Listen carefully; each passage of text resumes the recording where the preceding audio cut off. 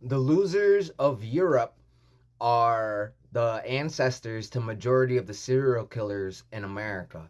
So as I was scrolling on TikTok, I came across this lady's profile, and she studies family trees and bloodlines, and she goes on to show and prove how most of the descendants of some of the first pilgrims ended up being serial killers or just killers in general. And it goes to explain a lot, actually.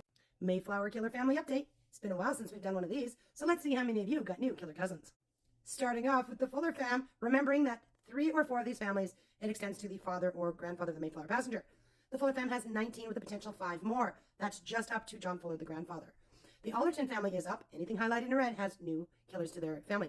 We've got 7 on the Allerton line, 7 now on the Hopkins line, 5 on the Cook family line, 4 for the Priest family, Eaton family holding steady at 8, the White fam 1. Totally not worried about the White family. Rogers line's gone up. We're at 9. That's kind of a lot. We've got the Alden fam at 3. Winslow fam, not even worried about them. They've only got 1 and they're holding steady. Brewster fam has 6 now. The Doty line, 7. The Brown fam has 2. We have the Soul family with 3. The Warren line is holding steady at 2. Bradford's got 7. Billington has 1. Howland fam, Sampson, and Standish are now on the list. Howland at 2, Sampson at 1, and Standish at 1. Totally not worried if there's like 1 or 2 on these lines, but some of these other ones, you know the Fuller. Look at this. Who's got 9 again? Rogers fam's got 9. Like, come on, guys. Now, you guys are good if you're on the Chilton, Tilly, Moore, or Fletcher lines. And Tilly, despite being married to John Howland, still has 0 because the killers are to John Howland's father. BT dubs, the Bushes are on that line to the father, just like the killers.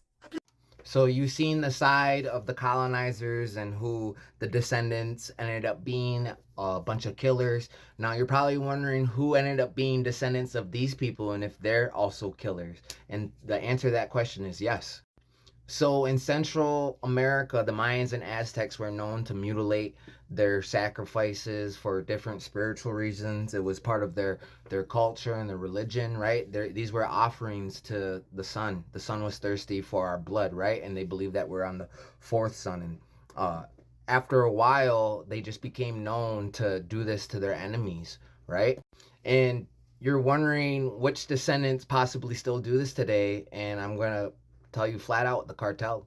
The people in the cartel, their ancestors are the Mayans and Aztecs, and they used to mutilate their enemies the way the cartel is mutilating their enemies. So yes, on both sides, the colonizer side and the indigenous side, you got killers on both sides doing exactly what their ancestors did.